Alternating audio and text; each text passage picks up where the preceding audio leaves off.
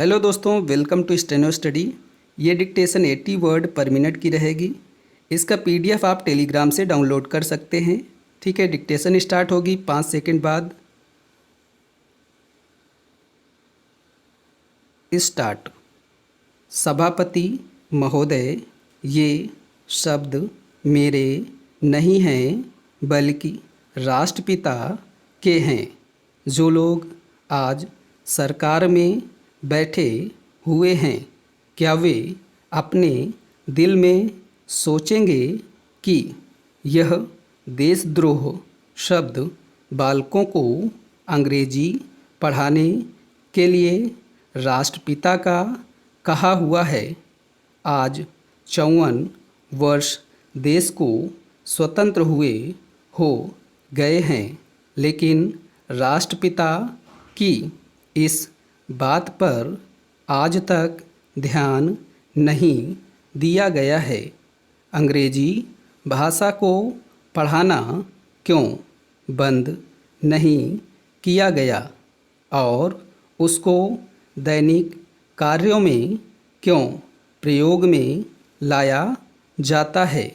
मैं इस बात को कई बार इस सदन में कह चुका हूँ और मैंने इस विधान परिषद की नियमावली में 1 वर्ष पहले एक संशोधन भी रखा था, लेकिन मेरा दुर्भाग्य है कि वह संशोधन वर्ष भर से इस सदन में प्रस्तुत नहीं हो सका।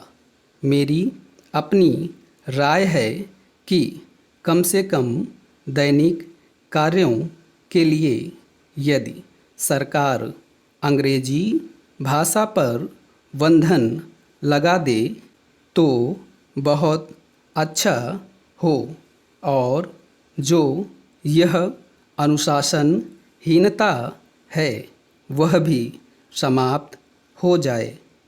सभापति महोदय, जैसा कि मेरे मित्र ने कहा, लड़कों के माता पिता अंग्रेजी का प्रयोग करते हैं, उनके शिक्षक भी उसका प्रयोग करते हैं, फिर बालकों पर उसका प्रभाव क्यों नहीं पड़ेगा। मैं उनसे सहमत हूँ कि बालकों में नकल करने की आदत होती है, जैसा वे अपने बड़ों को करते देखते हैं वैसा ही वे करते हैं। अगर हम कोई बुरा काम करेंगे तो उसका प्रभाव बालकों पर अवश्य पड़ेगा।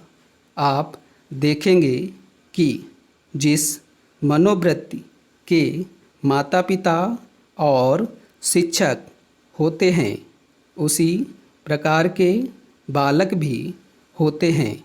हम दूसरों को तो परामर्श दे देते हैं, लेकिन स्वयं उस पर अनुपालन नहीं करते। इसके साथ ही साथ हमको शिक्षा प्रणाली की ओर भी ध्यान देना है। शिक्षा के जिन तरीकों को आजकल अपनाया जा रहा है वे वास्तव में लाभकारी नहीं हैं। सरकार की ओर से इस प्रकार का आदेश होना चाहिए कि 14 वर्ष तक बालकों को अपनी मातृभाषा में ही शिक्षा दी जाएगी और दैनिक कार्यों में भी अंग्रेजी का प्रयोग नहीं होगा। इस प्रस्ताव में अनेक महत्वपूर्ण बातों की ओर ध्यान दिलाया गया है।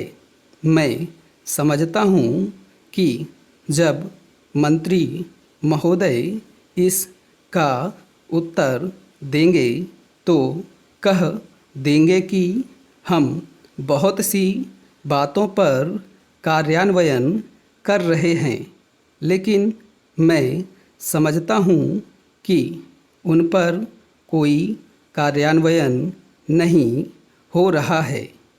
सभापति महोदय, आज हमारे देश में जो ऊपर से लेकर नीचे तक शिक्षा दी जा रही है, उसमें व्यवस्था ही एक कारण है, जिसकी वजह से शिक्षा का स्तर गिरता जा रहा है।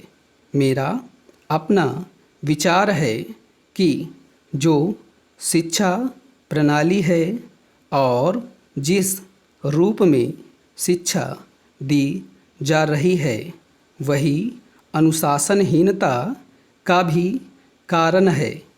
अपने देश और प्रदेश में हर एक की अपनी अपनी भाषा है और वह बालक जो इस देश में पैदा हुआ है, जो अपनी मातृभाषा की गोद में पला है, उसको यदि अपनी मातृभाषा में ही शिक्षा दी जाए तो मेरा विचार है कि शिक्षा का स्तर ठीक हो सकता है।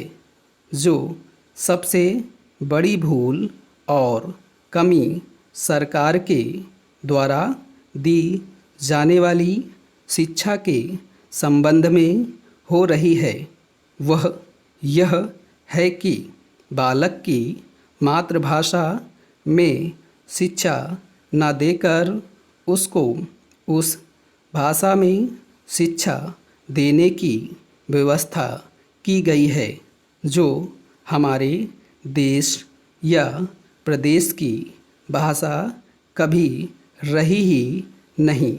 मेरा अभिप्राय विदेशी भाषा अंग्रेजी से है। मैं यह मानकर चलता हूँ कि जब से यह भाषा इस देश में आई है, चाहे वह किसी कारण से आई हो, इसे आप भी और इस माननीय सदन के सदस्य भी जानते हैं कि उससे बुरे परिणाम ही निकले हैं। कोई भलाई नहीं हुई है। इस देश को जो हानि हुई है वह किसी से छिपी नहीं है। हम देख रहे हैं कि हमारे यहाँ जितना फैशन बढ़ रहा है और जितनी वेशभूषा बिगड़ रही है, वह सब अंग्रेजी भाषा के ही कारण है। जिस समय यहाँ पर अंग्रेज़ों का राज था, प्रायः यह देखने को मिलता था कि वे लोग जो विशेषकर के किसी न किसी तरह से सरकारी पक्ष के ही होते थे, अंग्रेज़ों से मिलने के लिए जाते समय अंग्रेजी वेशभूषा का ही प्रयोग करते थे। परंतु यह इस प्रदेश और इस देश का दुर्भाग्य है कि अंग्रेज़ों का राज्य समाप्त हो जाने के बाद भी लोग उनकी वेशभूषा को पहनते चले जा रहे हैं। इससे जो प्रभाव हमारे देश के फैशन पर पड़ा, उससे लाभ के बजाय हानि ही हुई है और हो भी रही है। मेरा ऐसा विचार है कि अंग्रेजी वेशभूषा से इस देश को बहुत हानि हुई है। भारत की गौरवपूर्ण सभ्यता और संस्कृति के संरक्षण पर पर्याप्त ध्यान देने की आवश्यकता है। स्टॉप।